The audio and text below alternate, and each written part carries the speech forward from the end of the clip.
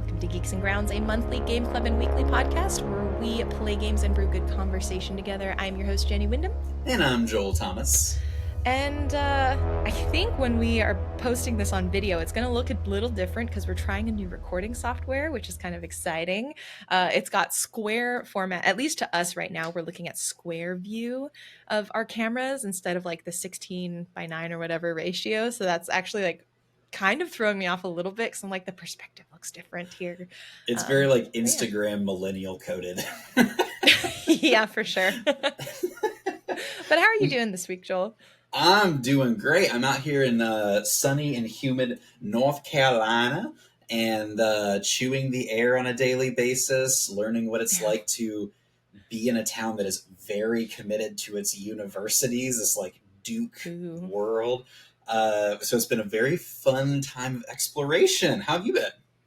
Pretty good. Getting off of a week that was filled with toddlers and like kid activities. So it was very nice to see the world through their eyes.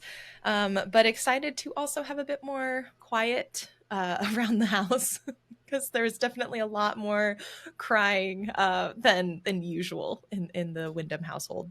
Probably because I wasn't there to, right. to provide the normal amount of crying. So, right. Yeah, understood. Yeah. So for folks who are, whether this is your first episode or you've been listening with us for quite some time, we are a game club. So every week we deep dive into a section of the game that we've been playing together for the month.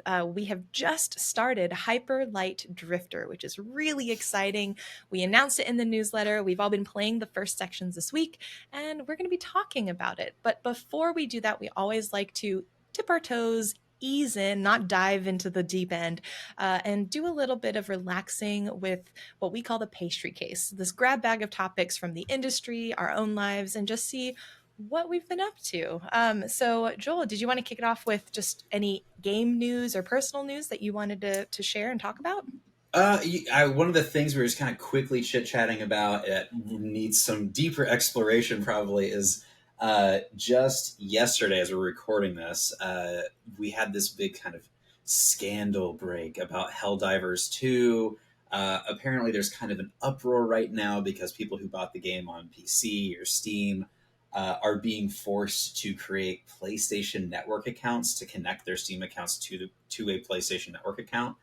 And so there's kind of a bit of a controversy about that. Like, is it okay that we're being asked to like share, PII data with a company that we previously did not have to share to?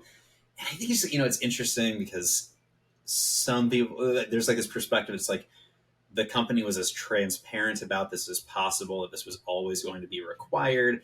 But regardless of the communication that happened up front, it is currently getting review bombed like crazy right now. So I think one of the things we'll commit to doing is finding a balanced article that we can link in the show notes based on what's going on here. But I don't know, Jenny, I haven't played the game. I think you've mentioned that maybe Sam was into it. Have you played it at all?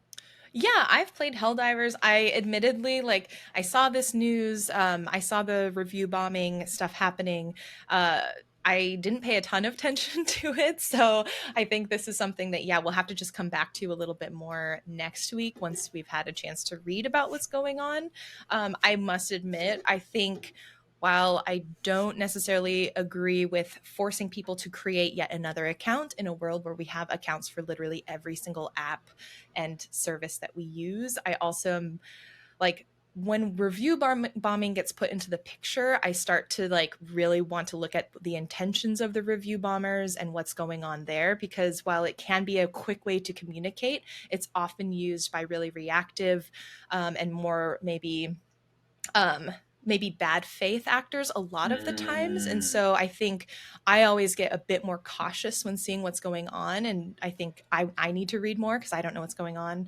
I think for folks who don't know, because you may not know what Helldivers 2 even is, Helldivers 2 is a online sort of multiplayer game where you play as this sort of satirical over exaggerated version of like American space troopers, where you're going in and you're like, we're going to save democracy one planet at a time and Oh destroy the no. robots and aliens. And admittedly, it's been quite fun for me to play because it's so overtly just like playing on these tropes of, democracy, freedom, we're going to liberate them through like these guns, but yeah, freedom. And I think it is so just like in your face, on the nose, like Okay. with all of that. That's more funny and engaging to me, and so I'm able to play it versus something that's like Call of Duty, which I've never found very interesting, intriguing, Same. or fun. um Yeah. but I've only played a few times, so I don't have too much more experience, I'm not really involved in the community, so I don't have too Uh, much more to say about this, so I'll have to read up a little bit more. it sounds like Starship Troopers, the like '90s sci-fi movie where it was like very much like a satire on like American militarism, and they fought like bug aliens on other planets, and it's kind of like, hey y'all, kind of the Starship Troopers are not maybe the good guys in this. So I don't. Mm. That's like the first thing that came to my mind when I saw demos for it. I'm also like relatively new to Steam, so I guess one question I have for you, Jenny, is like, if I haven't bought a game on Steam, am I able to go in and rate that game on Steam? No, you had to have purchased the game to Okay. be able to leave a rating, or you have to have the game key. Just because you have a game key does not necessarily mean you paid for the game, because Steam keys can be given for free as gifts, or Mm, from like the publisher, developer to creators is often an example when you get a free key so that you can play a game and be able to like write about your experience. There is always a designator that you can click where if you've received a product for free, you can indicate that. But generally, huh. leaving a review, I believe, means that you've purchased the game or have the key in your form somehow. Um, I don't think there is a playtime requirement to Oh. leave a review. I will actually have to check on that. I'm not sure. I don't think there's like you have to have logged an hour into a game Mm. before you can leave a review. So even if you've purchased a game, if you've like maybe you have to have opened it maybe once, but I don't think you have a playtime minimum to be able to leave a review. That's actually like a lot better than like Rotten Tomatoes with movies that get review bombed, where it's like Mm-hmm. there is no quality control to be like, yes, I have. Here's evidence that I have seen this movie, as opposed to just like, the reactionary people that will get on and just review bomb things like crazy. So yeah, Right. that's actually pretty cool. I think that there's even if it's just an initial gate that maybe safeguards games a bit to prevent people who've never even bought the game from bombing it. I don't know. Yeah, I don't know. I think I've seen it too many times used as again this like sort of bad faith interaction. Mm, So for me, again, I get really wary, and I don't think the sentiment behind maybe doing a negative review, I don't think that's wrong, but like I think I've seen just review bombing used maliciously so many times, particularly, this is not the case, but particularly to like smaller indie devs or marginalized devs. And so mm. I think there still needs to be, I don't know, I think a grain of salt taken when you see this kind of reaction online towards a game. The sentiment may be technically correct, but it's like, what are the behaviors being done to facilitate like change? And are they the best ways to do it? Maybe it is, maybe it's not. Again, I don't have the experience with this community or this game to be able to say that. But That's uh, fascinating. I always just get a little bit the flags get put up, I think, when I see review bombing is happening. Yeah, that makes sense. I have almost zero knowledge of times where that's been used to constructively move us forward as a society, and I have dozens of times that I can think of where it's Right. been used really destructively. Yeah, I think for me, and it's like I don't want this to be a element of tone policing, because Mm, I sure. think it can potentially lead to that if you go too far down the rabbit hole of like, is this the right way to go about doing change? I think that's not the right way to do that. You know, there's not Yeah. the intention. But I think the idea of moving the needle, again, there has to be some thought put into like the intention of why are these people doing it this way? Is it because they've never been heard before in other platforms? Have, you know, maybe. And so maybe this is the only way they can get the attention. But yeah, I don't know. I've just seen it used maliciously too many times, Hmm. um, and against the most marginalized of folks. And while Helldivers devs may not be a part of that necessarily, I don't know. Um, yeah, I don't know. I just always get a little bit like ugh when I see review bombing Yeah. happen because I don't think it's doing uh, I don't think it's doing the industry any favors as a whole. Yeah, that makes sense. Well, how about you? Is there any kind of current events, things that you're tracking to in the industry right now?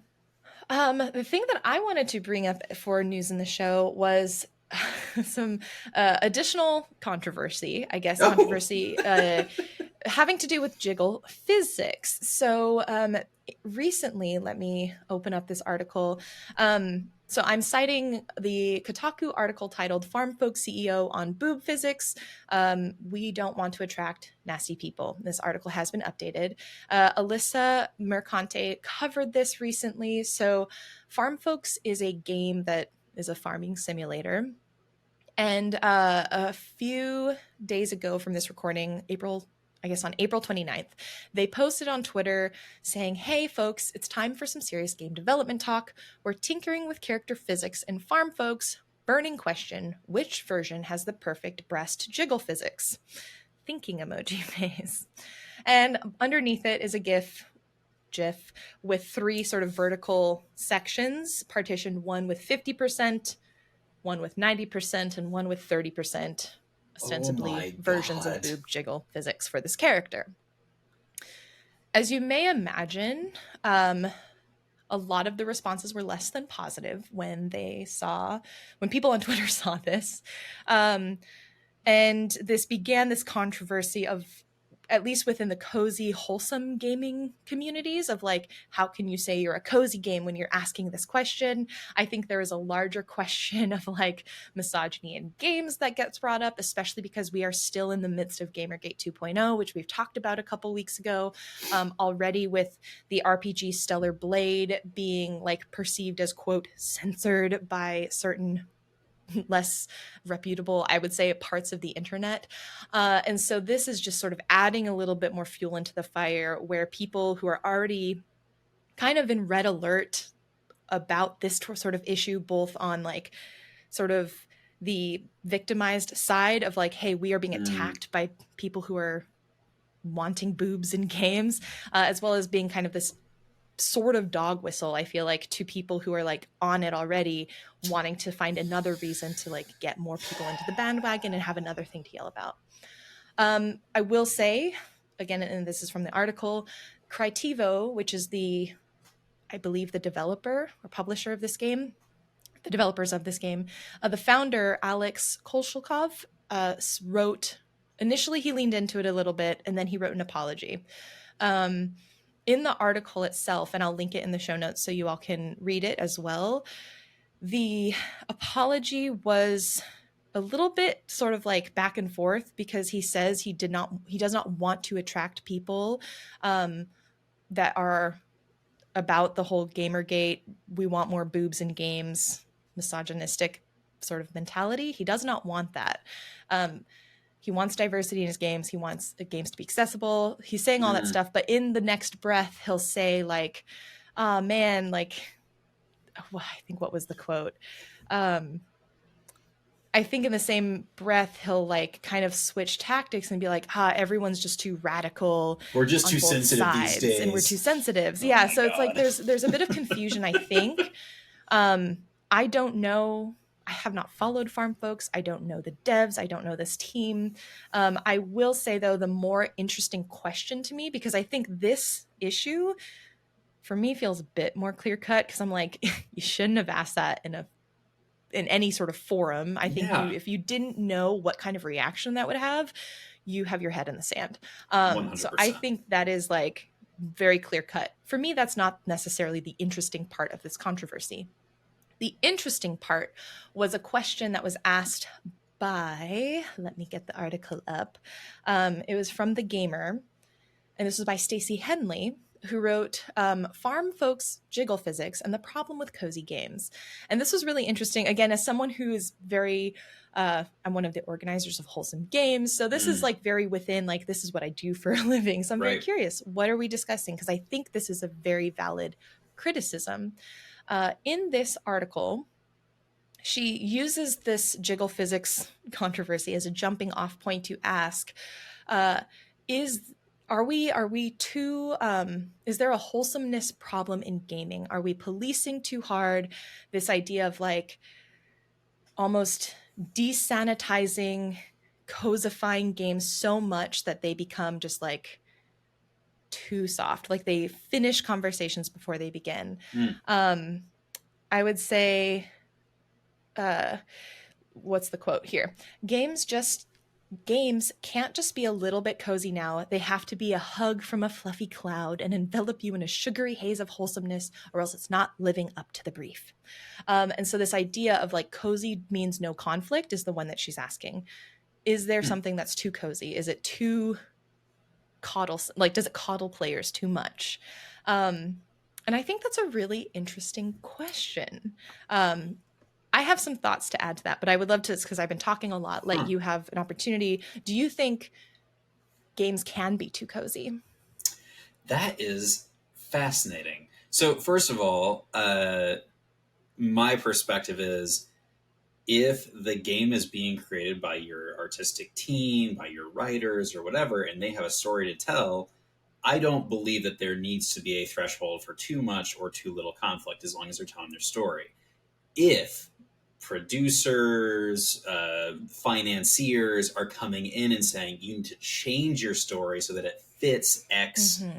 you know, SEO keyword or whatever, or like, you know, you have to make sure that you get this rating. Maybe ratings is more debatable since ratings are softer, but I Yeah. think that to me would be inherently problematic. But I think if we see games as being forms of art, we have to allow for all forms of art. Like, I'm not embarrassed to say that I had art pieces that I bought from Target for $10 in my first apartment, and I felt very cool and grown up for having it. And it's like, yeah, like pop mass produced things is part of what gives people joy and engaging in artistry, especially as like beginners. So Mm-hmm. that's my general perspective is like it the issue is not how is the story or game coming out. The issue is like why is it coming out the way it's coming out? If there's like heavy handedness to change the artistic vision, I have more problem with that than I have Yep. the product afterwards. Mm-hmm. I I agree with that wholeheartedly. I think if you have an intention to create something that is like what was a hug from a fluffy cloud, that's wonderful. Like make it Yeah. happen. But also I think one of the things is, like you said, you need room for all sorts of types of expression. And so uh i think this idea of I think the idea of coziness slash wholesomeness, people tend to come at it as a value judgment, where it's like we're Mm. moralizing games at this point, like, this game is better because it's cozy and there's no violence and it makes you feel good and everything's cute. And I think that is a fallacy in how we approach this idea of cozy and wholesome games. Mm. Mm-hmm, mm-hmm. It's interesting because we don't necessarily do the same thing with horror games or action games. I don't see people being like, well, I maybe in some circles you'll be like, oh, violence, shooty games are bad because they're, Yeah. they have guns. And I'm like, well, they can be bad, but games with guns aren't morally wrong. I think that goes to the intention of who's making them and what story Mm-hmm, they're telling. mm-hmm, So I think what's just really interesting for me is this idea of moralization that happens with cozy games that I don't think I've seen happen with other genres as much. Um, but yeah, I agree. If you are an artist and your intent is to create something that's just joyful and happy and cozy, go for it. yeah. If you're an artist and you want to create something that looks cozy but then addresses something more challenging, I say go for it. Create that. If you want to make a horror game that's gory and Mm. scary, you should also do that. Do you feel like that that her perception is something you are also seeing, that there is kind of this conflict is bad idea emerging within cozy game spaces. I'm not in it enough to Hmm. have observed that. Is that something that you've seen? I think I think generally the folks that I've talked with are not averse to conflict. Mhm. I think generally what happens is maybe they're averse, if anything, averse to just like gratuitous violence in games or certain levels of like intensity and stress specifically related to violence. They're like, we don't want that. We don't want to make that or we don't want to play that. And I think that's very valid. I think, yeah, I think it's just for me, what comes into play is going back to sort of the intention thing. Sorry to hop back a little bit, but I No, that's think great. the element of marketing and the idea that coziness has now been seen as marketable and seen as profitable is the thing that maybe gets a little bit more to that core of sanitization of media, because anything that's seen as profitable, I think once it gets adopted by companies wanting to make Uh, money from it, they want to make it as palatable as possible. And I think some of this sort of sanitization of cozy games comes from companies being like, this is what we think it is. Uh, let's just make it and mass produce it. And it becomes this very like bland version of what I think some of the original intent has been from maybe some of the earliest people making these kind of games. so like maybe there's a scenario, maybe you can tell me if this is like a real thing, but maybe there's a scenario where uh, dev comes in with a pitch and they say, here's what it's going to look like and feel like, and here are the major story beats or what have you. And then as maybe the people who are funding it or whatever are saying, oh, that fits squarely in our cozy section. And we know that that means it needs to do these 10 things and it cannot do these 5 things. Uh, and then as the game gets fully produced and developed and as it comes out, wait a minute, this game is hitting on one of the 5 no categories. You have to pull that out. Otherwise, we can't sell it in the genre that we assumed it was when we first picked it up. Like, is that like the Mm, way this train moves, or? I I don't know about that. That's not been my experience, at Hmm. least. Generally, at least in sort of the publishing conversations I've seen or heard of, it's more of I don't see more of that creative control being inserted into other games, but I think maybe certain studios or publishers seeing an opportunity and maybe them creating like maybe they wouldn't have made this style of game, but now they're like, ooh, this is like the marketable thing. Let's make a farming sim. When I Mm. think there's like a lot more goes into making a game that's like cute or cozy than just like cute or cozy characters sometimes. Um, which I think is sort of the I don't know, it's I think there's a lot of little factors that are impacting this. For me, it's this combination between this realm, this aesthetic, this market is seen as profitable. So you Mhm. have people coming in who maybe would have discounted it otherwise. Ah. You have and maybe not understanding like what is truly like I think what's interesting is like the Critivo folks who are making farm folks, they've always been quite cheeky. But it's like it just feels misaligned with what they're creating. And I think there's a line that he says in Alyssa's article where he's like, we don't want to be a cozy game.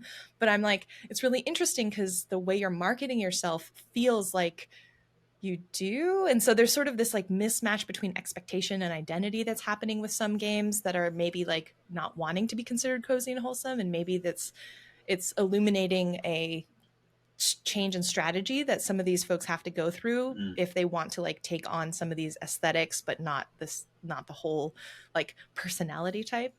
But You I don't know, know, I think yeah, okay. go ahead. Well, I was gonna say, to me, like as you were like kind of describing this, and I was kind of scanning through the article, my first thought was that this had nothing to do with the game itself, and had everything to do with like a CEO that's like an Elon Musk ripoff. That's like, I'm going to say an incendiary thing and then get upset when people are mad at me that I said the incendiary thing, and it's like he's trying to make it more about like, oh, you just don't understand, and like that's not, this was never supposed to be whatever. But it's like that has nothing to do with you making this tweet in really poor taste.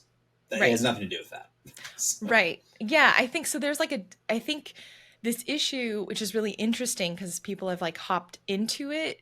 I think it's almost more multifaceted. Like there are actually maybe like three different conversations hmm within this one hmm tweet that this yeah, tweet has sparked. And I think in some of these articles reading it, I see three different conversations happening in like one where I almost wish we could separate it out a little bit more. But interesting. yeah, I just think this is a really interesting question specifically because of the realm that I am in. I do love like the wholesome and cozy space.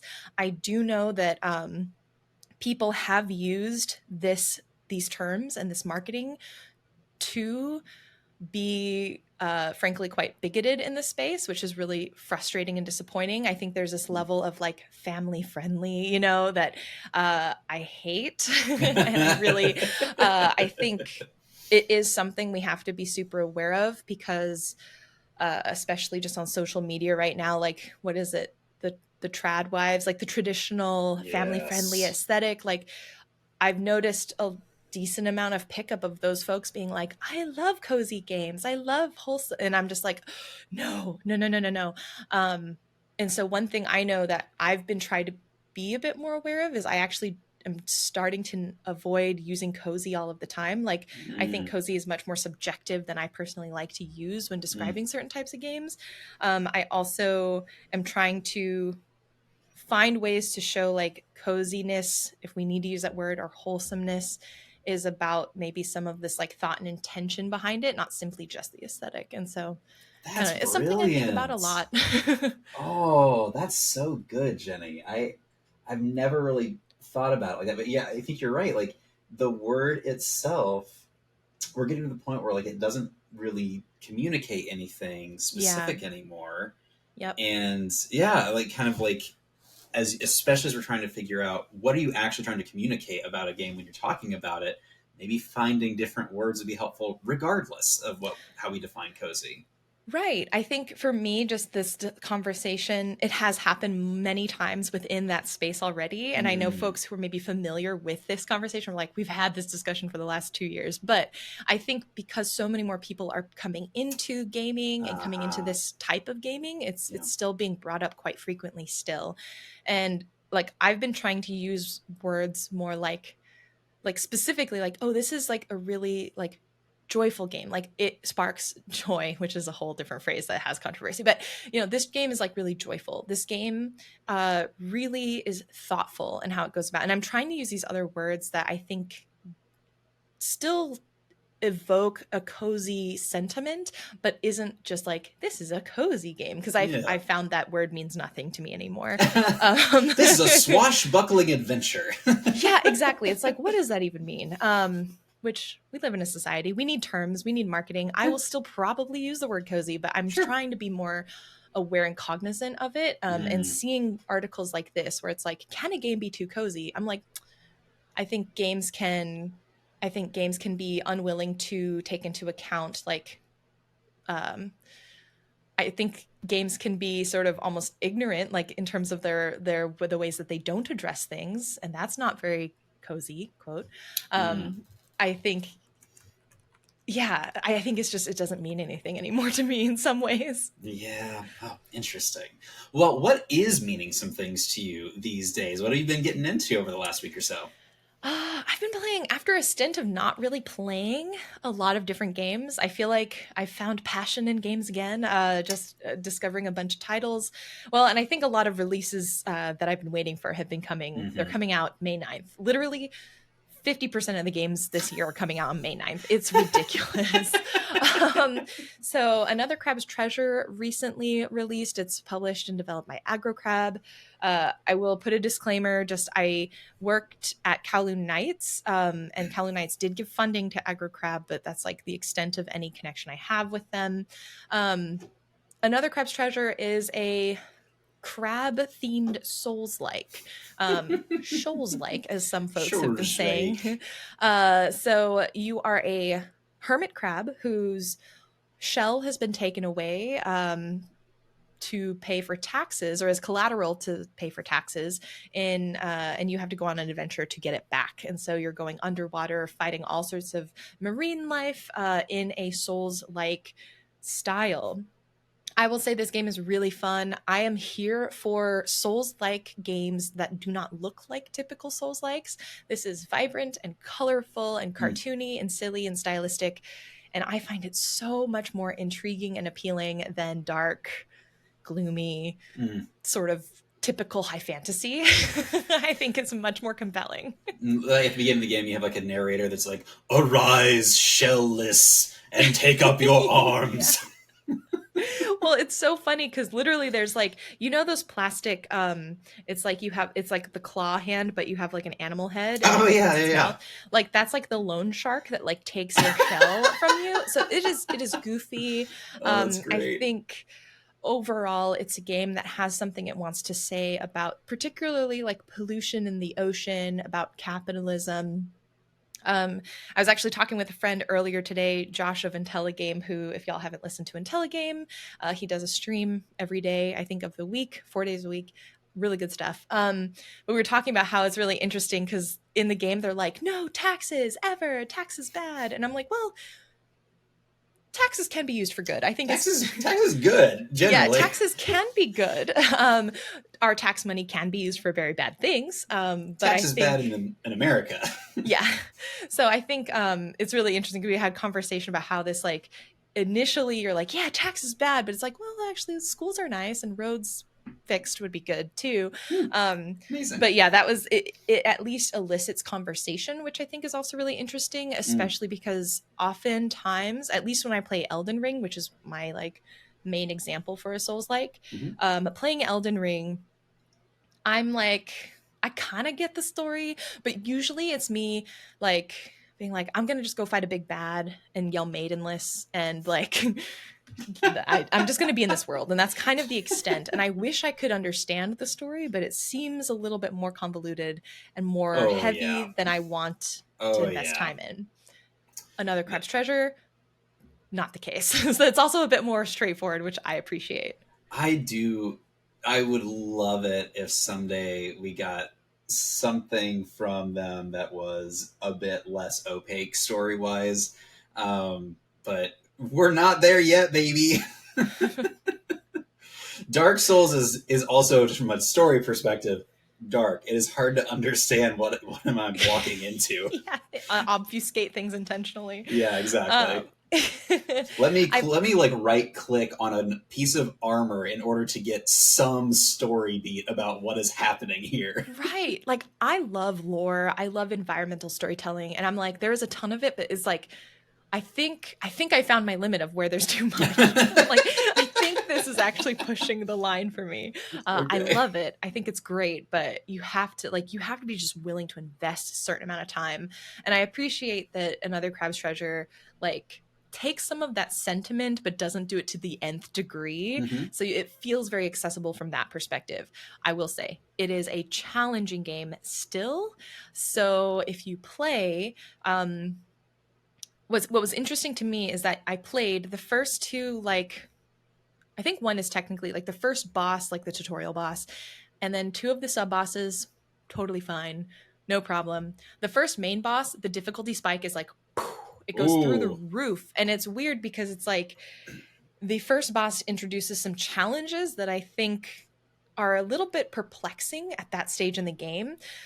For me, from Hmm. my standpoint, I am no game designer, so I could be totally wrong. But I felt like it was really weird. We had so much open space because you start in kind of this like open ocean area, and as you progress through the game, you actually get deeper into the ocean, which is really cool from a biome perspective.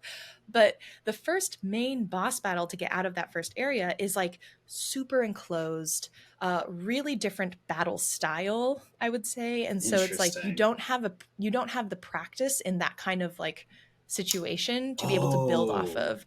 And I thought, and I don't know, and maybe you can speak to this. I felt like it almost came out of left field. And it was still really Mm. cool and fun, but I was like, man, okay, this is kicking my like I need to relearn how I've been teaching myself to fight in this game because this requires a very different strategy from what I have been doing. Um, Hmm. So that would be my biggest critique. Like some of that felt a little bit odd. Yeah. Um, because the other boss fights past that felt easier than the first boss fight. So That's I think that I've one not was. really thought about the how it's wild that we're talking about this, and I have never thought about how important the environment is for these encounters for really impacting your gameplay. Like I'm Mhm. thinking uh what's Demon Souls, kind of the first Souls like that I ever played. You are playing in extremely confined areas, like narrow hallways, narrow corridors, all through the first level. And then when you get to the first boss, it's a very confined space. And so you've had a lot of practice learning how to fight like that. Mhm. Elden Ring is the exact opposite, where it's Oh, like yeah. everything is open. You can go anywhere you want. You can always run away. Not always, but for the most part, you can run Yeah. away. But when you get to the first like demigod person inside the castle, you go through the fog door, and it is pretty confined. Like there's not a lot of running around you can do. One attack is going to take up the entire horizontal landscape. Like, and I've never thought about that before, but that is something that I guess they don't really. That sounds similar to Lobster Boy. What I can't remember what the game is called. Uh, Another crab's treasure. Thank you. It sounds similar to another Crab's Treasure, where it's like actually there's a big change in environment going into that first boss battle, and I've never Mhm. before considered that. That's a really interesting point. Yeah. And I probably wouldn't have considered it if I actually like squared, if I got through the battle in a couple of tries, but I think it took me like maybe 10 tries to beat this boss. It was kind of ridiculous. So yeah, I've definitely spent a lot of time thinking about it because mostly I was just salty that I didn't beat it in like 3 tries. Well, I mean, we're going to talk about how many tries it takes to get through certain parts of a game here Oh today quite yes. a bit. So Yeah. there's no shame coming from me on that one. And then really quickly, just to finish out sort of what I've been engaging with this past week, Animal Well, which is releasing on the 9th. So I won't speak to anything other than I've been playing Animal Well. Oh my God, is it good? Holy crap. I've been writing a review for it just because I've been itching to write a little bit more and just Oh, flex, cool. work on some of those muscles. And I had a dream about Animal Well. Like that's how much it really has gotten into my head. I don't Did you play Tunic? I never Um did. No. okay. For anyone who's a fan of Tunic, this is like Tunic levels of get into your head puzzles and secrets and lore. Oh man, honestly, I'm like this would be an unconventional Geeks and Ground selection, but I almost want to play it so that y'all can help me find some of this stuff in the game because I'm sure you would all be better at it than I am. But That's it's very funny. very, very good. So Animal Well, I'm excited to talk about it. Baldur's Gate 3 is a game that I've also started. I streamed yesterday, as of the day of this recording, I streamed yesterday, and we spent like let's see, 2.5 hours on character creation alone. So we are off roaring start. It was a blast. It was super fun. We just like went through the character creator selection. Oh, We watched fun. like the intro cutscene, which I had totally forgotten. Um, the whole like inciting events for the story. I was just like, what is this worm going into my eye? So yeah, I'm really excited to try again and see if playing on a bigger screen Mm. makes a difference for me. Very cool. Can you tell us a Yeah. little bit about what your character class is, things like that? Yes. Okay. So her name is Arya. She is a half elf, and we also decided because they never specify what the other half is. She's actually a quarter orc and a quarter human, so that's why she's a little green, and she has kind of an orc-like hairdo. Love it. She's also part of her orc heritage. She's a little bit more of a brawler than you maybe would see most half elves be, but Hmm. she gets into it. She's seen things, but she's a former monk. Well, she's a monk class, but she's a former sort of like acolyte in the temples who has Yes. learned that she wants to be more of an entertainer. So she's using her monk skills to go out and bring joy to the world through acrobatics and just entertainment. Oh, Um, But yeah, she's got a fiery temper, but she's not very strong. So what's really unfortunate is that not only does she have a little bit of impulsivity and quick-footedness, but she doesn't have the strength nor the intelligence to necessarily back all of that. So it's going to be quite fun to get into some shenanigans. I love playing weak but dexterous dummies. It's one of my Yeah, favorite types of characters to honestly. play in D&D. So yeah, I'm excited to update y'all on that adventure, and I'll probably be streaming it because it was honestly very fun and helpful for me. Because like when we went through, I there were a couple parts of the menu that I would have not even noticed, and everyone's Mm. like, "No, you have to give yourself ability points." Oh my god, look at your skills, and I was like, I didn't know that was a thing. I, Um, you know, it's so funny that you started getting into that this week, because this week I'm hanging out with my brother, and he had given up on Baldur's Gate, and he's like never really gotten to D&D. And I was like, hey, I'm going to be in town. Like, can I just see how you're playing? And it was exactly that type of thing. Like, didn't understand all mhm, the intricacies of leveling up and like of signing stats. Didn't really understand the like use of armor sets and weapons and potions. mhm, Like, I was like, I way took for granted how much my actual play D&D experience filled in gaps for me, that the game is just yeah. kind of like, it doesn't necessarily handhold you through. It definitely does not handle you through. It doesn't even like they have one sentence describing the difference between spells and cantrips, and I was just kind of like, I still don't get it. Can y'all help me? Because I have no idea what this is. Or things like apparently in this ability points section, they're like, don't give yourself an odd number. Like, don't give yourself a 17 or a 7 in your ability points. It's like apparently something to do with like the roll of the dice, the percentage. I don't know. They're like, it's just wiser to give yourself an even number in each ability. So like you could have two 16s, and that's better than like a 16 and a or a 17 and a 15. Hmm. I was like, I would not have known that. But apparently there's like a little bit of mathing that goes into that makes it better. Um, Interesting. yeah, I'm Huh. just here for the romance and the story. And y'all, everyone who wants to come in and help me with the math stuff, cool. I'm here for that. Incredible. I Yep. He had been playing for hours, and he was playing with a party of a total of 3 people. He had totally missed all the people that you joined your camp that you want to romance. Like, Oh my didn't know they gosh. were there. Like, yeah, Wow. it was a wild time, and I just, it made me realize that, like, there's, it could do a better job with Yeah. the hand holding and introduction piece for sure. Yeah. And just to wrap it up, I started playing Indica. I was already excited for it, really looking forward to it still. I'm early on, but yeah, so far so good for me. Watching Ugly Betty on Netflix, which has Oh, been a trip because honestly, in some ways, I'm like, dang, this is incredibly forward thinking for its time. And in many ways, it's also, oof, like the whole premise that the main character is fat and ugly. And I'm just like, I mean, if you see America, she's gorgeous. You put braces on her, she's still gorgeous. Like what? gorgeous with braces. So yeah, there is a lot of like really problematic stuff looking back, but I think at its core, it like is trying to be a really hopeful and like warm Mm, show, and it's been really fun to rewatch and like just kind of see how far we've come with certain things. yeah.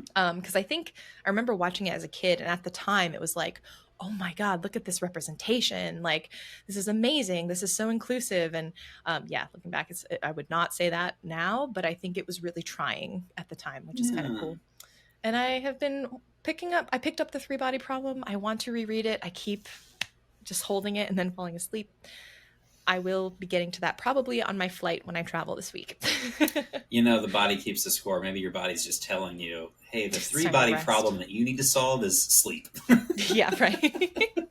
What about you? What have you been getting up to? Oh, just a few little things while I've been out on the road. Last night we started Go Go Loser Ranger, a new anime that just hit like the Hulu Disney Plus world.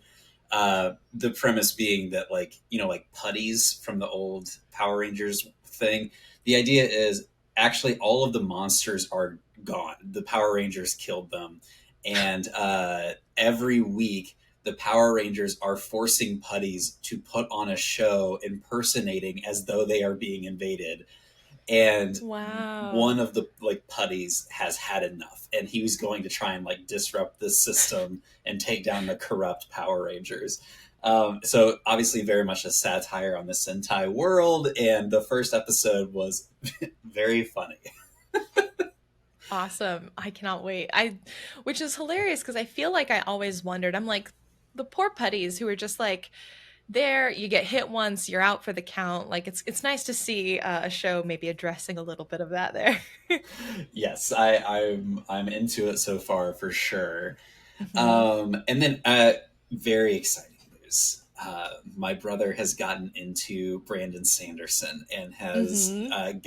gotten deep into the Way of Kings, Oh, and yeah. it's been so fun. Like every day he comes home from work and he's like, Joel, I have to tell you about what's happening with Kaladin right now. What is this flashback series? Who is the storyteller guy, and why does he seem like he knows what's going on? And it's been Right. like, just as a person who loves Brandon Sanderson, it's just like feeding my soul. To be like, I'll Hmm. never tell. And Yeah. Oh my God. Have you told him about just the whole, I forget what he calls it, the the Cosmere. Cosmere, right? Yeah. Have you Yeah. told him about the extent of the Cosmere? Yeah, so I gave him Mistborn as an entry into Sanderson, and Hmm. after he finished the first one, he's like, I'm not really sure if I want to keep going, but I love this book, and I was like, well, then it's time. And so he just got introduced to the character Hoyd, who I'm not going to tell anything about except for to say Hmm. like he is a very central character to the Cosmere. So it was like, now that you know who this is, I'm going to start talking to you about how all of these worlds and books are connected. And we had our lore dump just yesterday, so Oh, it that's was very fun. amazing. I will say, like, I love the idea of the Cosmere, of like sort of all of these universes within this author's sort of imagination being connected in one way or another. I think that's so much fun. What's interesting is I've actually been listening to Elantris, which is, I believe, Brandon Sanderson's first published work. Uh, I think it's really, really good. I have to say, he has you almost can feel and see in his writing the way that he has grown honestly as a human being, Mm-hmm. because some Mm-hmm. of the some of the themes that he brings up in Elantris, I'm like, ooh, actually listening to this now, like years down the road, I'm like, ooh, it's a little bit rough, admittedly, but I still think the story as a whole is quite an interesting and Yeah, good one. I um totally agree. but yeah, there's like stuff tied in with like value and worth and labor and like purpose that I'm just like, I don't know if he's like putting the right stuff in here that I think is good. But I think Brandon Sanderson is one of my favorite fantasy authors. And I think, oh man, I should reread Way of Kings because I think what he's done with that, the Kingslayers Chronicles, is that what it's Mm. called? Um, Kingslayer? Or no, That's that's Rothfuss. Rothfuss. Yeah, What is, forget Words what the of Way of Kings, Radiance, and yeah, the I Knights can't of remember. Radiance, I don't know. Yeah. But that whole, I don't know what it's called, epic essentially, is just really good. Yeah. Yeah. Yes, and he's listening to the audiobook. So like I'm in the car listening with him at points, and I'm Ooh, like, that's fun. I'm hearing things. I haven't reread this book. It's been probably like what 10 years since it came out, something like that. No, Hmm. not that long. Maybe like 8 or something. But regardless, Close to 10 at this yeah, point. I'm listening to it, and I'm like hearing something. I'm like, oh my god, that pays off. 3 books later, that one little throwaway line, and I'm like, Yeah. God, I want to go back and do a reread before whenever the next new one comes out because I know I missed some things. But it's been it's just fun connecting with family on things like common Yeah. interests. So That's awesome. uh, Um, yeah, do you know what you'll recommend for him to read next? Has he read like Triss yet? he Or hasn't Tress? Tress. He has not read it yet, but I feel like once you start on the Way of Kings, you gotta go because every book ends and you're just like, what is happening? I gotta know more. So Yeah. I don't know. We'll see. We'll see how he feels at the end. He's Yeah. digging it so far though. Um, Awesome. and then I started reading a book called The Murderbot Mysteries. It's like a series of books by Martha Wells. I'll throw some links in there, and it's a, a robot that has become essentially sentient, but nobody knows it. And he's like a high anxiety robot Oh that's no. on guard for these scientists, and it's like reading like all of my insecurities as a robot, and it's been very interesting to dig into. So more to come on that as I move forward. Awesome. So is it mysteries like it is a series, or is it just like a standalone novel or The book is just one mystery, I think, mm, but there are several books in the series now, as far as I okay. understand it. So Awesome. yeah, Cool. I'll have to hear from would you recommend it so far, I guess? Like other than the fact that it's like really resonating personally, like do you think this is a I'm gonna say too soon good to tell. The yeah. writing style, I'm not convinced of yet, but I really enjoy the characters. So that, and sometimes Yeah. that can be all you need. So we'll see. Yep. Awesome.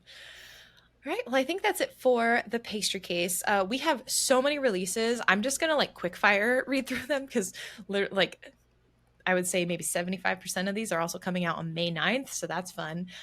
We've got Animal Well on PlayStation, Switch, and PC, Crow County on PlayStation and PC, Cryptmaster on PC, Little Kitty Big City on Xbox, Switch, and PC, and Vampire Survivors Operation Guns on PS, Xbox, Switch, PC, and mobile, all coming out on May 9th. And this is the curated version, folks. This is like the games that I think are like kind of highlights, cream of the crop. Bangers. Uh, there are other titles coming out on May 9th. Fabledom is also coming out on the 13th, and Athenian Rhapsody is coming out on the 14th. Fabledom's on PC. Athenian Rhapsody is PlayStation, Xbox, Switch, and PC.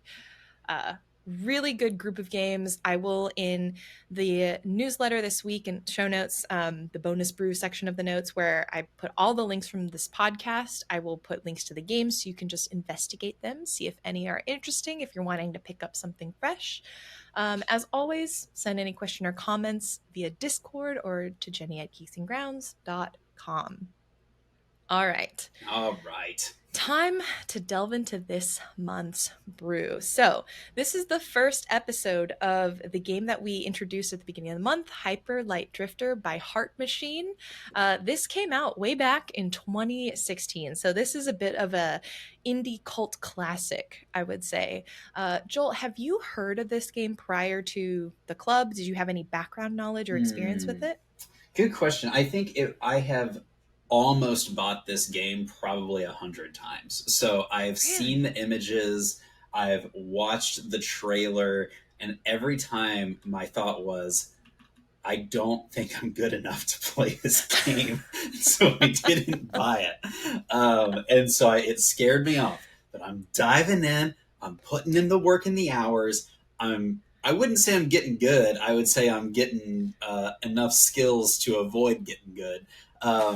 But yeah, so that was kind of like first thoughts and fears, and Mm-hmm. but now that I've 2 sections of this game, I am really enjoying it, and I've kind of made it over that initial like hard part threshold. So I don't know. How about Yeah. you? Had you played it before?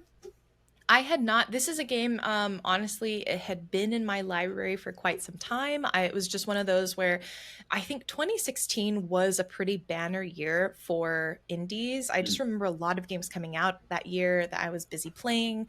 And I ended up, it was one of those games where I like wanted to play and just never ended up actually getting to. So I'm really happy that this was a community voted game to be included this year in our selections.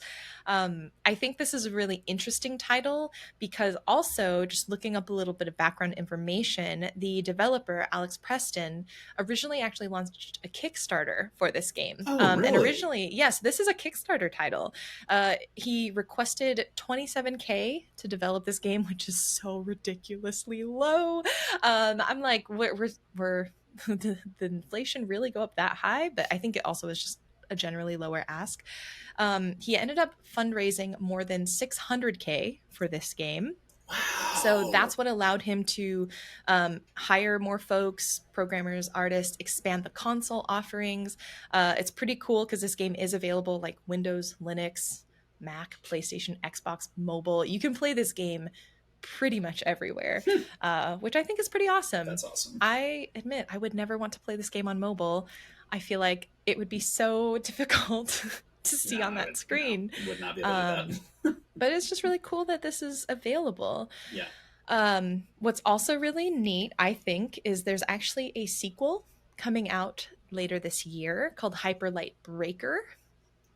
So, or I don't know if it's like how direct of a sequel it is. I do know it's called Hyper Light Breaker, so it's got to be pretty closely tied, I would imagine. And the studio has also done another game called, oh gosh, what was it called? Solar Ash, Mm. which was a in-universe, like same universe type of game, but Oh, it's a very interesting. different.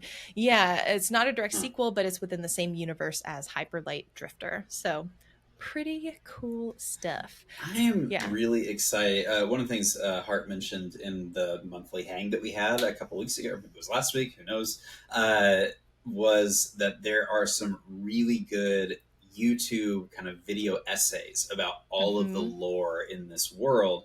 And I am deeply interested in watching those because Hyperlight is, there's no dialogue in this game. Right. Everything is very much told through visual imagery and kind of you get flashes of images and flashbacks and potentially Mm-hmm. flash forwards for all I know.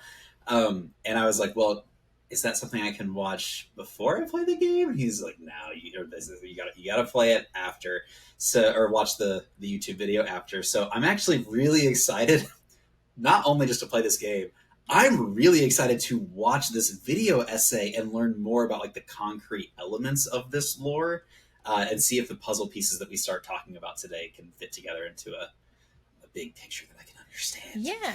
Yeah, for sure. I generally like just my personal style of play. I think you're a bit more like let me dig into stuff as soon as I can if I can. I really like to wait until after I've played and Mm, then I'll dig into stuff. I did link in this past week's newsletter a Vice short that showed a little bit. It gave a little bit of context, which I mm, think I think I would have found maybe a little bit helpful, which is why I linked it. Talking about the developer and his intention when creating the game, because I think once you have that at least core intention, being able to interpret some of this becomes a little bit less cloudy. Because I think if you go in with absolutely zero knowledge of anything, it can be hard to be like, what is this? What is the point of what we're doing here? And so if you haven't watched it, check out the newsletter because that link is in there. I think also what's really interesting, and I need to watch this again because I haven't seen this movie in a long time, but the developer cited Nazca Valley of the Wind as a specific piece of inspiration for this game. So I think for the world mhm, specifically, and so I mhm. think I want to rewatch it and see how that maybe also informs a little bit of what I get from the game. And I haven't seen that movie in so long. That is really interesting. I missed that. Nazca was one of my favorite Ghibli flicks. I think I just watched it like a year ago. So Mm-hmm. now you've immediately colored my understanding of what's happening in the game. Interesting. Okay. So yeah, I think yeah, that was in last week's newsletter. So if you want to check out, and again, every week we send out these newsletters. They have these materials to hopefully deepen your understanding of the game, provide you with maybe additional perspectives, Mhm. alternate perspectives, or connect things to lived experiences. I guess I should have mentioned this at the top of the news, the podcast, but geeksandgrounds.com is where you can go to sign up for that.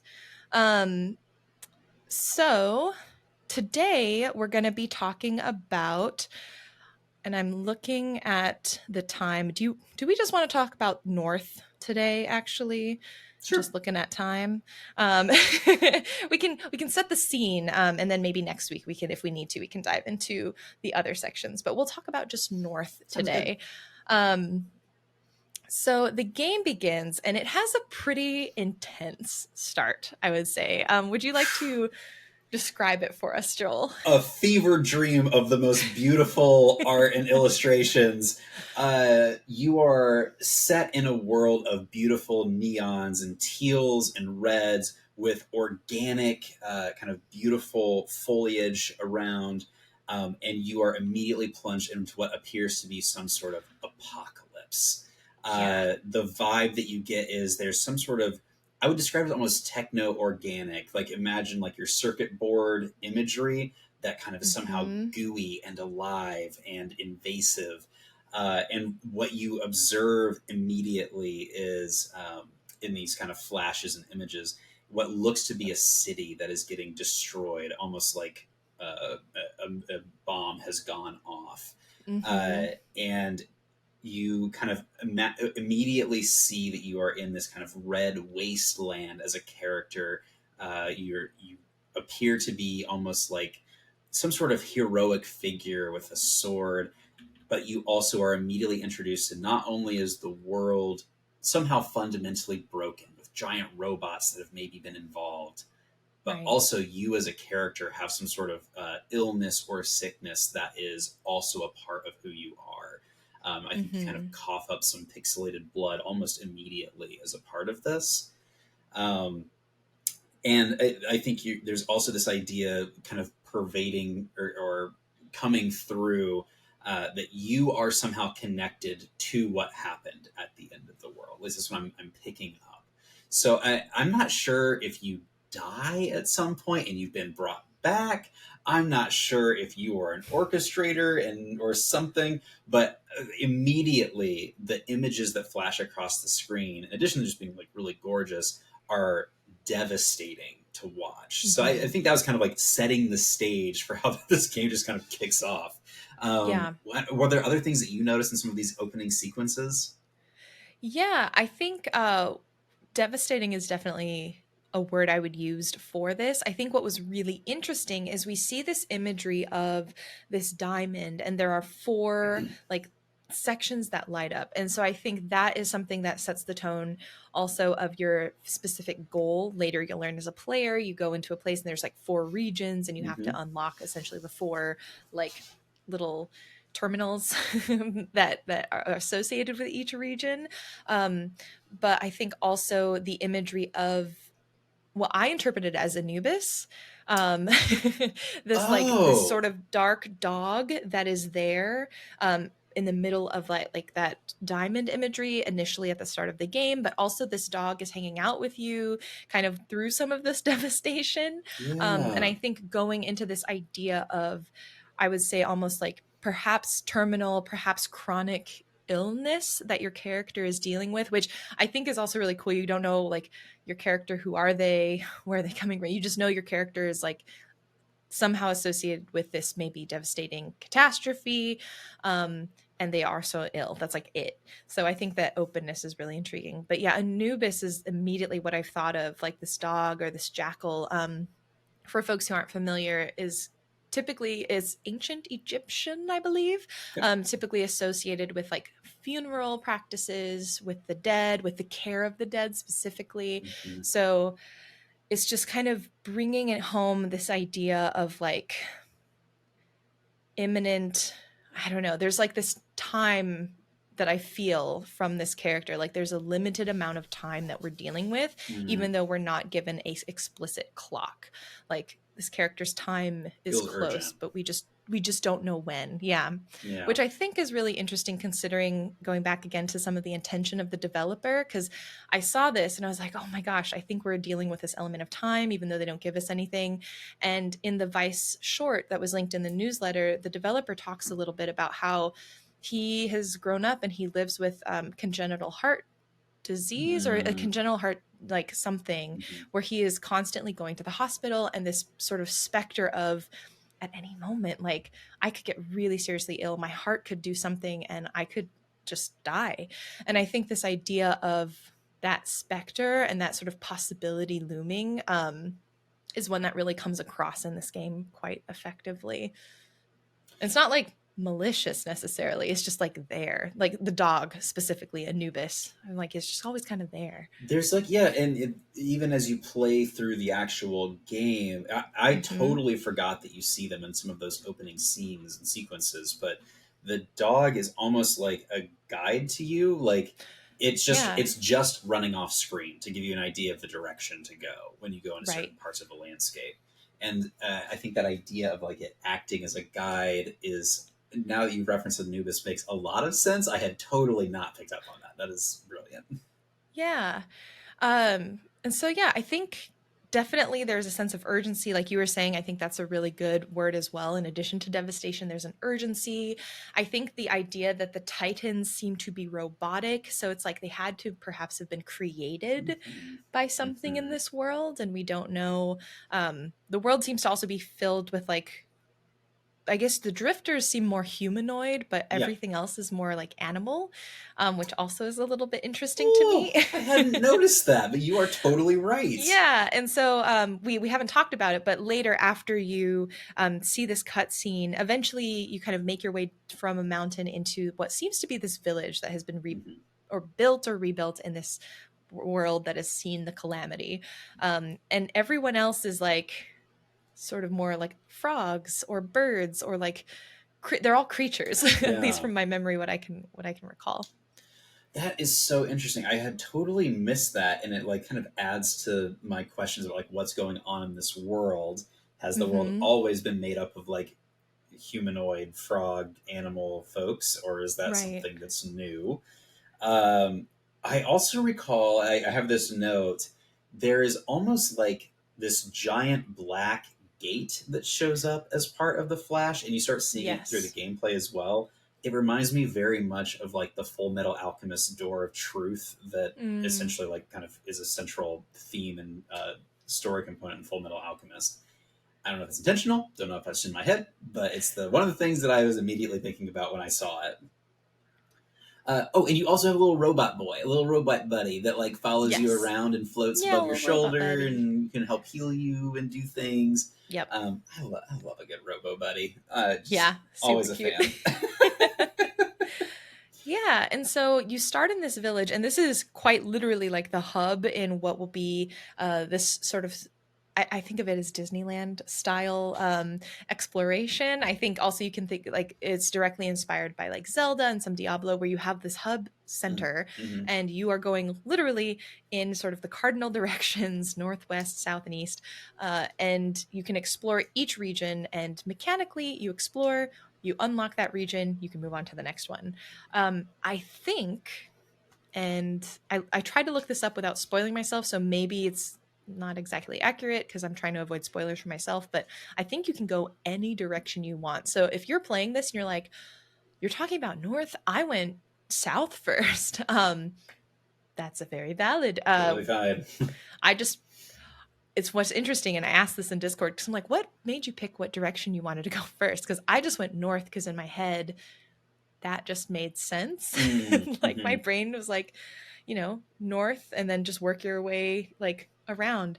Um, but yeah, I'm curious if you picked north maybe because I said so, or would you have picked north naturally? I actually did think about this. I picked North because you said so, but I think if I had been left to my own devices, I would have gone East first. Um, I Ah, don't know why, except for like going right just feels natural to me, and yeah. kind of the hub spot that you can teleport in and out of from the town.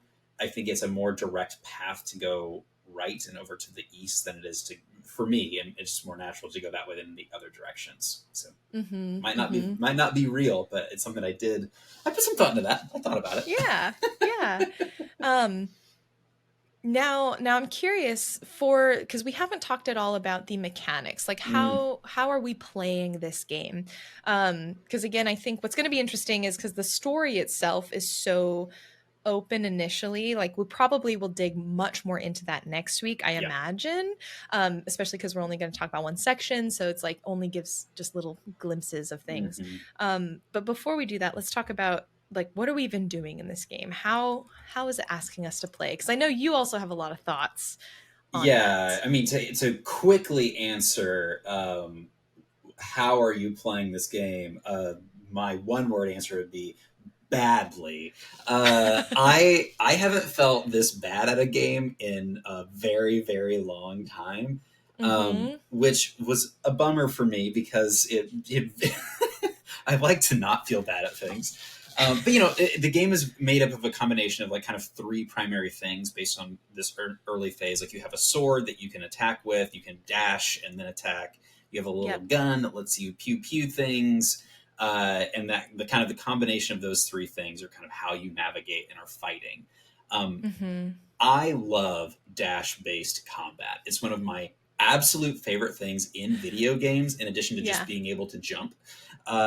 But I one of the things that I threw this in the Discord and like I really struggled with is I have this perception always that when you are doing like a dash, that you are essentially invincible or invulnerable. And that is a skill you actually have to unlock in this game. That like if you're dashing and Mhm. someone shoots you, in order to shield against that, you have to unlock that, which takes time to do. Um, I here's what I will say. Here's like my generous read. Um, the beautiful thing about being this bad at this game is that I have a friend named Jenny. And Jenny is operating very much as like my older sibling that's good at video games. And in this first section, there were a couple of points where I was like, Jenny, can you just take my Switch and beat this part for me? Because I have been trying for hours and I cannot get through it. So my deep, deep gratitude to you Yes. uh, for many things, but for today specifically for helping me get through this opening section. Yeah, I think I will say it took me we're just talking about like North today, and I think by the end of North, I was able to feel pretty comfortable with the game. But it took me through like half of this initial section of the world to really get into a flow and Mm, start understanding like how the game is asking me to play. What I think, I don't know if this is me overanalyzing or if this was intentional, but I think also as a game that is looking at, okay, what are your character is sick. Your character is ill. I wonder if there are like certain impacts to health. And so, again, I think this is more of me reading into it, mm, but it felt really fitting in a way where I'm like, my character isn't up to full physical, like peak condition. So I can't just like be super fast, dash, hit, do all of these things in the way that I would want to. mhm, And with the combat being very strategic and me thinking, what's helped me is thinking about it as a puzzle. Where I'm mm. like, okay, I know every combat encounter is pretty enclosed. Usually it's in one room, like Yep. a one window of the game. And you're only in that window, the door's shut, and you have to do it within this confined space. And with every encounter, you have the exact same number of enemies. They come from the exact same places. So you can always know exactly what's going to happen and run it again and again if you have trouble. And thinking about this idea of perhaps physical limitations as a result of perhaps being ill as a character and like having to be more strategic because you're like you have this chronic illness you're dealing with or something you're dealing with has helped me almost immerse myself in the world and character a Oh, bit that's a more. really cool way to think about it. I don't know if that was the intention. But perhaps I think if you're finding difficulty, maybe having a narrative reason that it's a little bit more challenging could be helpful. It helped console me when I was Mm, trying to think through my initial forays into this world. But yeah, I think I enjoy the combat of this. I enjoy that you have different guns, which mhm, normally I don't enjoy gunplay very much, but because it's third person and not first person, I feel like I can actually aim a little bit better. mm. Or it's not really third person, it's like top down Top perspective. down. Um and I feel like again the patience that it's taught me with combat has actually helped me quite a bit in another Crab's Treasure as a side note. Because Interesting. in this game, you have to dash and you have to like, you can't just kind of go headfirst and kind of punch your way through a battle. You have Yeah. limited number of ammo. Um, you have limited number, like you can swipe whenever, but you're not super strong. So it's like being strategic is really important. And that's helped me think through other combat in other games. That makes a lot of sense. I really like that read of it. And I think that was one of the first things that you said to me as you were watching me play over my shoulder. You're like, you're kind of trying to bulldoze through this. And it needs to be, Mm-hmm. especially at this, in this first phase, it's a lot more like dash in, hit, dash out, like get out of there. And Yeah. I'm just so not used to that style of play. Um, we've talked about this many times. I'm a coward style player. I like to sit back and like spam my attacks or my magic system or whatever. And if I have to use a sword, which I do love, it is I'm in and I'm just like button mashing to get through. And button mashing is Mm-hmm. for if you have not yet started, button mashing is not the way to be successful in these early phases, especially. So No. I think the patience element to this is a really good identifier or key for us to move forward. Yeah. So we as we're going through this world, I think the other thing I wanted to highlight is there is this like I don't know what to call it other than like pink energy. It's Mm, like I don't know what it is, but that also seems to be something that we keep going through, unlocking. In every part of the world, there's sort of like pink icons, and you have to generally unlock a few pieces of them or pull out sort of the canisters of pink hmm energy hmm uh, to open access to other parts of the world. Yeah. And so this pink energy seems to be very important at this point in time. I'm still trying to figure out like what does it do? What does it mean? I'm curious, do you have any theories on that? I feel like they have taken a lot of technology things and represented them symbolically in this game. Like Mhm. the currency that you are building up that lets you like pay for new sword skills or dash skills or gun skills or whatever. It looks like you are building a microchip essentially. Like Yep. you're getting pieces of that. I haven't figured out what the representation of the pink stuff is yet, except that color, that like very bright fuchsia pink color, feels very similar to some of the colors that we saw during the catastrophe early on. So like my mind Mhm. went to immediately like energy sources, Yep. and maybe some sort of maybe even corrupting energy sources in some ways, like depending on like maybe it's Mhm. not clean energy or whatever. So like that was kind of my first thought. Did you have any theories about that? No, I pretty in line with that. I was thinking about just different energy sources, kind of with the explosion. I was like, nuclear energy of some sort, or like some Yeah, beyond just like electricity. yeah. But yeah, I think I was along the same lines where everything does feel quite technological. So it also made me wonder, like, is this technology, well, the Titans were a part of what caused this calamity, this world, anything. So, like, is this technology that we're unlocking? Um, why are we doing it, and are we potentially like giving something power to start another calamity? Like that's one of my questions, Oh, because I'm interesting. like the titans are no more. Like as we explore the world, we'll see like, oh, there's like giant titans, but they're all sort of immobile, or like you can see in the map they're kind of like half submerged or like half, they're not Yeah. moving. And so I'm like, if we're unlocking these energy sources and potentially these titans are powered by this energy source, what are we doing? That is really fascinating. I have not thought about your objectives in this game are at Mhm. this point kind of opaque. Right. You know, like as you head north, you meet another kind of hero looking person, like non animal person, looks like the same type of Hmm.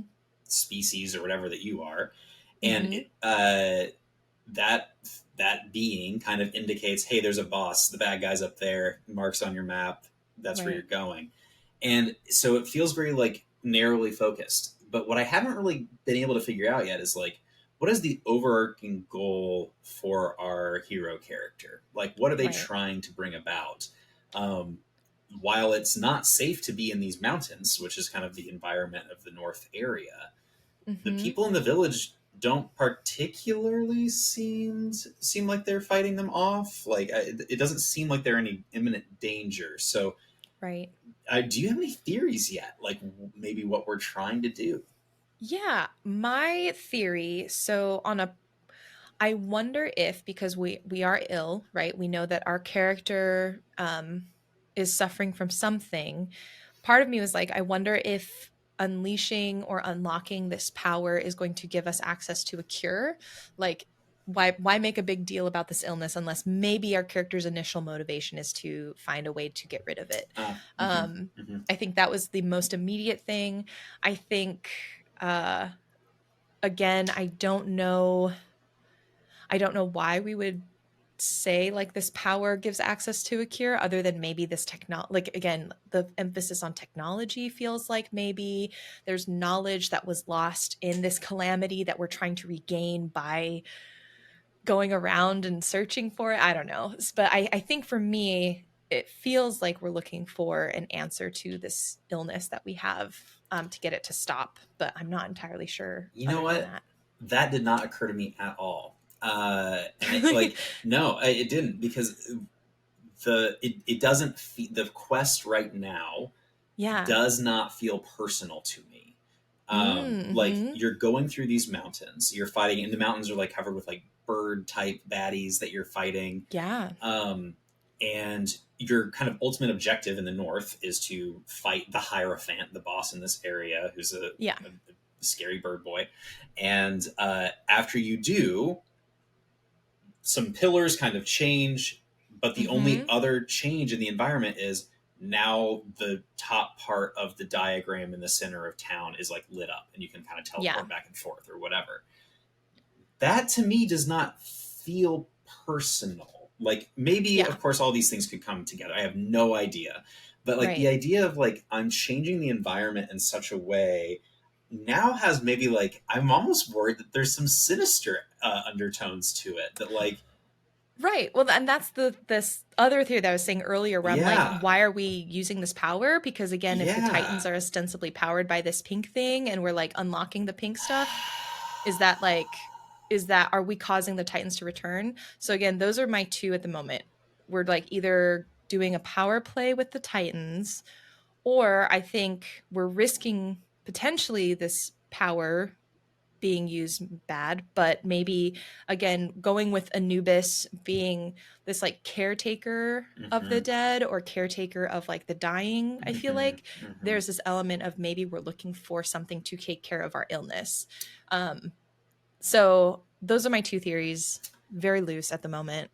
I think um you've kind of I convinced me of the more sinister one now. I mean, I will really, see how this changes, I'm but like, still uncertain. you've gotten me. I think you've given me enough that like I'm going to make that my writing hypothesis for the next couple of chapters. Yeah, well, I'm curious also because one thing I was thinking about was the title itself, Hyperlight Drifter, because Mm, I assumed that we were the drifter, yeah, um, because I don't know why, I just I assumed our assume character too. was a drifter. Yeah. Yeah, and so I'm curious now, why do you think we're called the drifter? Because that makes me also feel like, are we like, where did we drift from? Where did we drift to? Like, I'm curious if you thought about that at all as well. No, I have not thought about that at all. Yeah, That's really cool. interesting. And like, again, like you meet at the beginning of this section a person who's kind of your same species. Like, are we a Right. species of drifters? Like, we are this Right. neon blue color. Are we somehow an embodiment of light, like hard light or something like Are that? we the hyperlight? And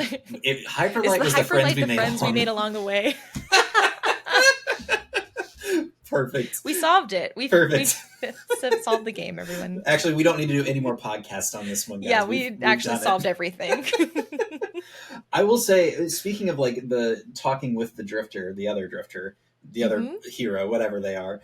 Um, One of the things that I love about this game is that when you go to talk with other characters, and it doesn't matter if it's the drifter or if it's an animal person or whatever, the conversation, there's no text that pops up, flashes of images show up for you, and it's your Yeah. job as the player to kind of interpret what's going on.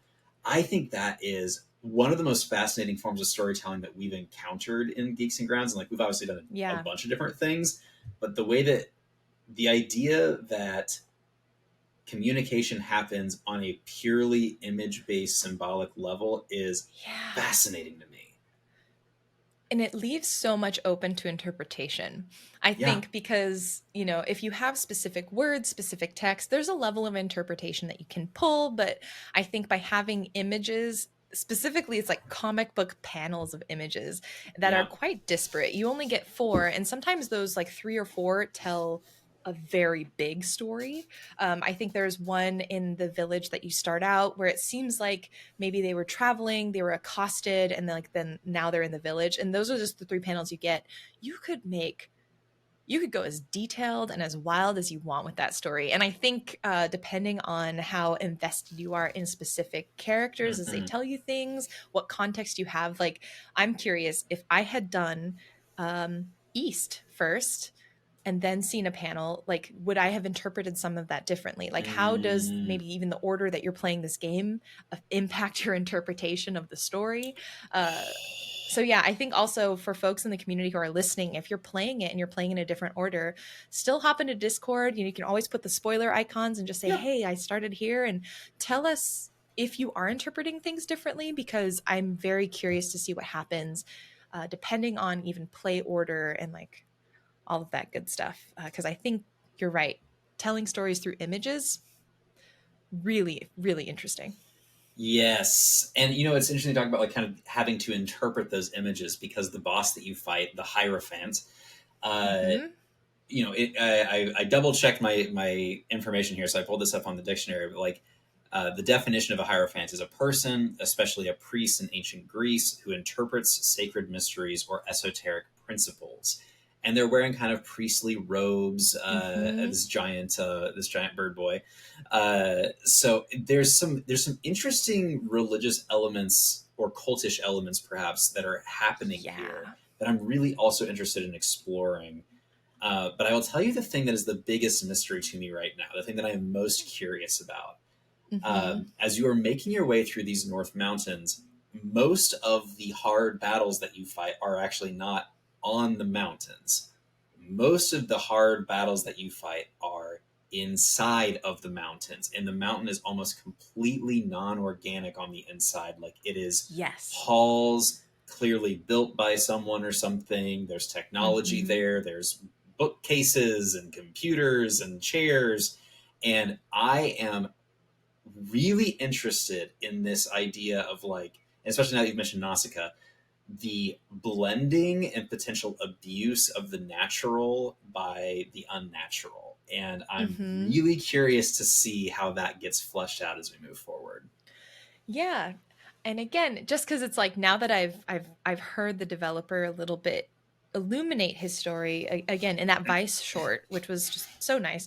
Honestly, also I recommend watching it because if you want to watch people, the moment they release a game, it's just like kind of cool to see that behind the scenes. So just a fun, like if you're interested in what it looks like, how the sausage gets made, so to speak, Mm-hmm. it's kind of a glimpse into that moment. But there's a scene in that short where they talk about how Alex has I forget what machine, but essentially a machine inserted in his heart to help it like continually pump.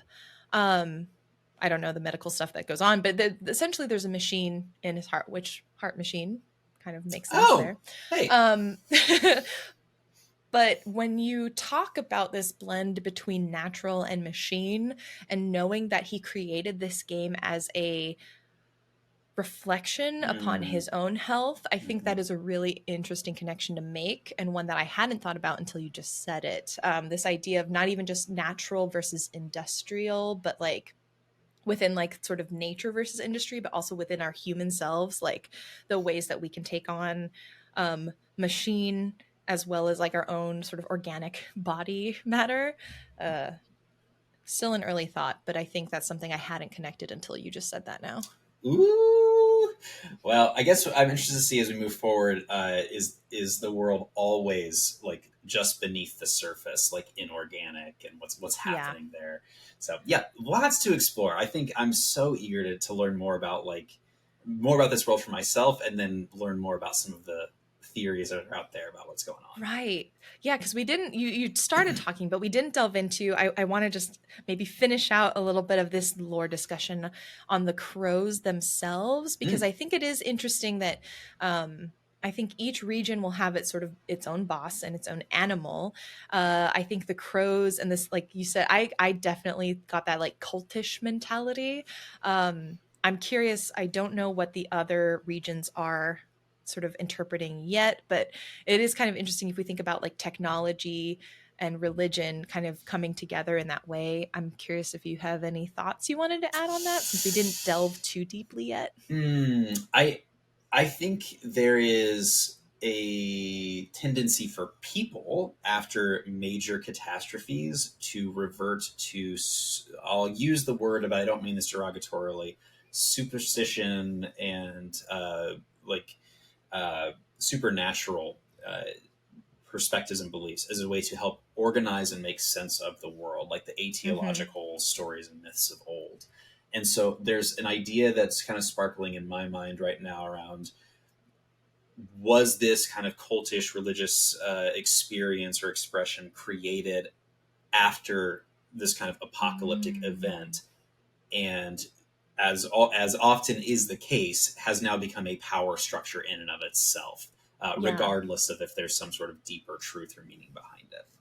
right. I don't know. How Yeah, about you? I think, well, I mean, I definitely was looking forward to what you had to say on this because I agreed. I thought maybe if this was a response to the catastrophe that happened, but now I'm like, I hadn't thought about what existed before. And so it's Yeah. like, did this exist before? If so, I think that lends a different color to it than if it emerged after this event, which is really cool to think about. I also think it's really interesting because the crows themselves, as you're exploring the mountaintop, they do take charge of this. It looks kind of like a library, like it's super computer server coded. Yeah. Like you're Right. like in areas that look kind of like a server farm in a weird Mm-hmm. way. Mm-hmm. But it also looks very much like a library, and some areas look very like church like, cathedral like in some ways. Yeah. So again, when we go to the other areas, we'll probably be able to see more clearly like How do those themes keep going? how do those themes emerge and sort of what do we see repeated throughout other areas, or Mm-hmm. was this north area the library and each area has its own distinctive like mark that it has? But I think that was just interesting to explore and see.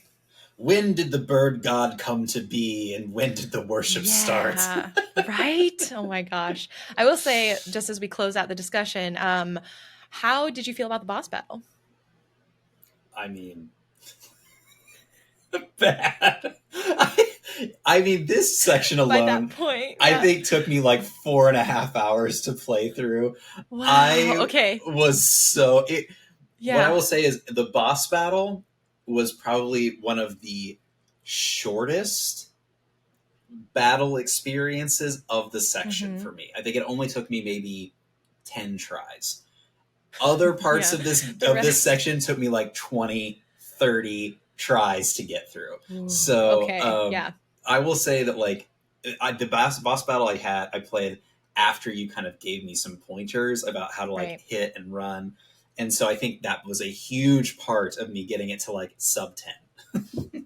Got it. Okay, cool. Well, I'm excited. Next week we'll discuss East, which as we walk into that world, you'll see it's a very different. We're moving from the mountains to sort of this more aquatic kind of looking biome. It's quite beautiful. There's water, there's some like lily pad-ish plants. So very different vibes, which I'm excited to talk about. Um, let's see. I'm trying to think of any housekeeping other than just if you have any questions, feel free to pop them into the Discord or send an email. If you haven't left a review, it's always really helpful to just do the algorithmic stuff and what is it, rate and or review us. We're on Spotify and Apple Podcasts specifically, but I think you could probably use a podcast Yeah. feed reader and find us other places, I'm sure. I'm sure we're on um, ratemyprofessor.com. Look for Geeks and Grounds on there. We'd love to get right, rated. yeah. What's the other one? Glassdoor. Yeah, we're on Like, Glassdoor. rate us on Glassdoor, everyone. Thank you so much for joining us on Geeks and Grounds. We look forward to chatting with you next week. As a quick and urgent reminder, when you're hyperlight drifting, if you ain't out of control, you ain't in control. Bye. See you next time. Bye.